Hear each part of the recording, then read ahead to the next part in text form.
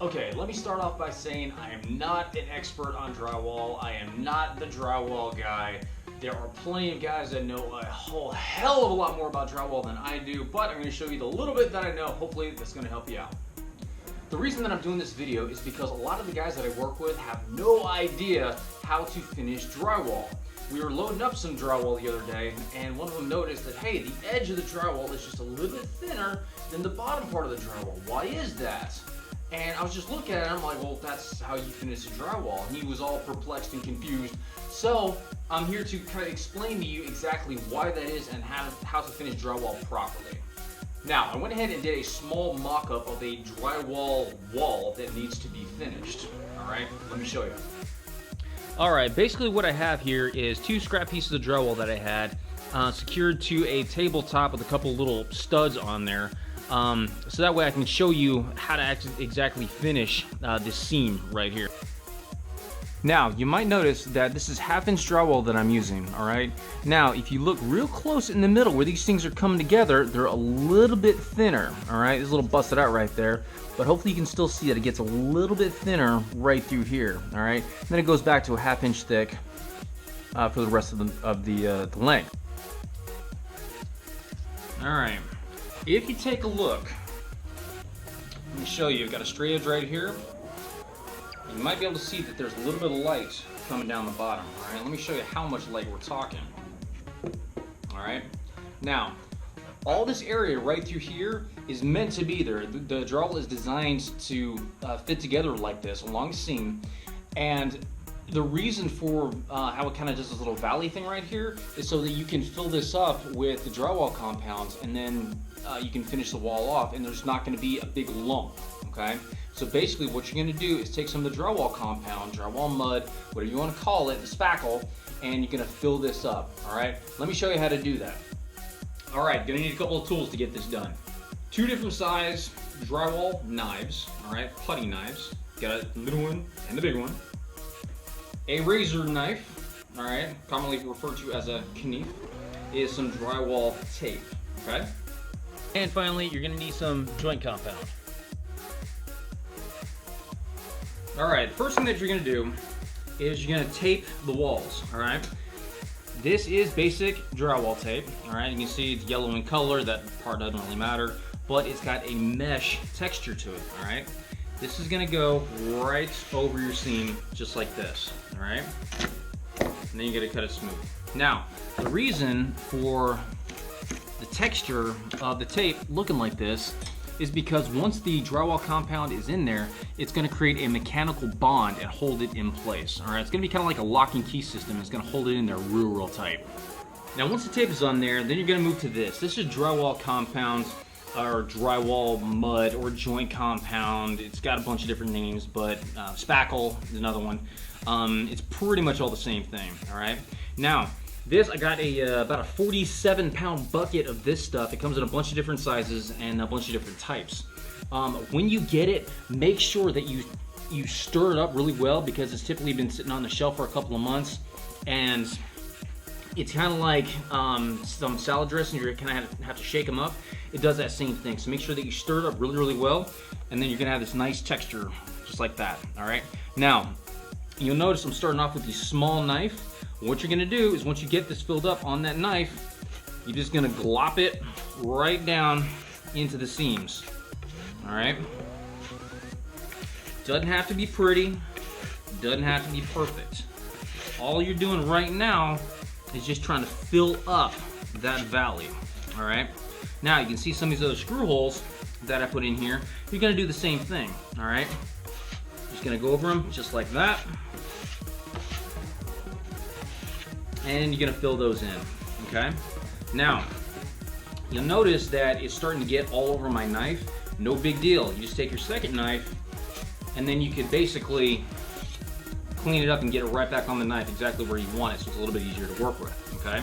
Then you're gonna cram it down into that joint a little bit more. A couple screw holes over here are gonna fill in.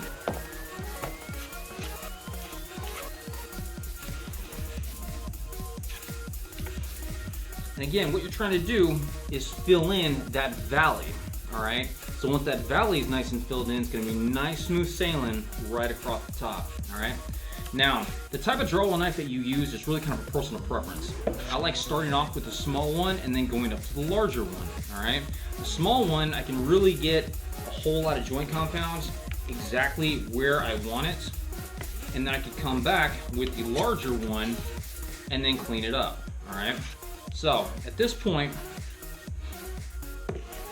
got the drywall compounds pretty much all in the valley, all right? Now at this point, I'm gonna take my larger putty knife, start up here, and then drag it down, okay?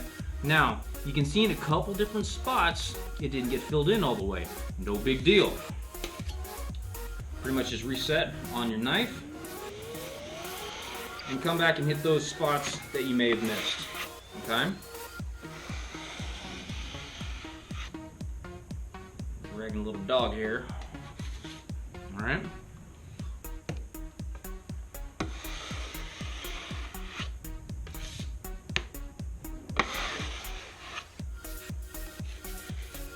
Now these ones over here, little screw holes, do the same thing. Fill those suckers in.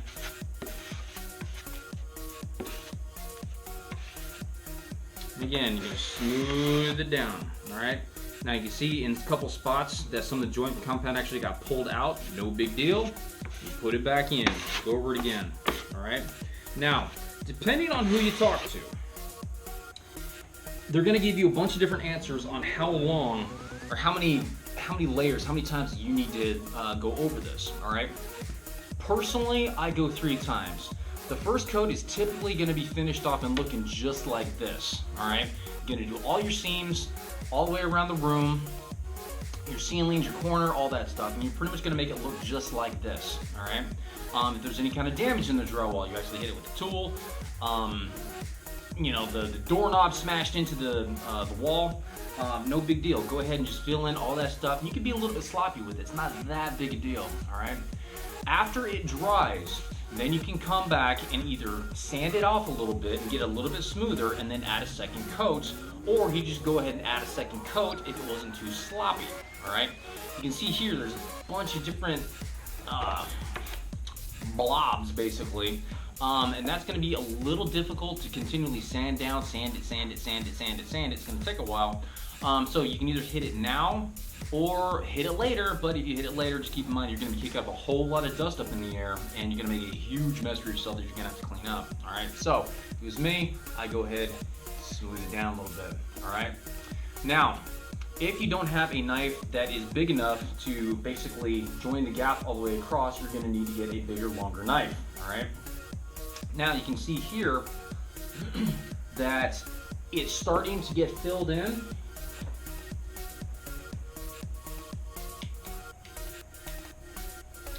But you can still see some light right below, okay? So it's not totally filled in just yet, all right? You could add more joint compound and it'll take a little bit longer to dry, or you can just let this dry now and go ahead and add some more later, all right?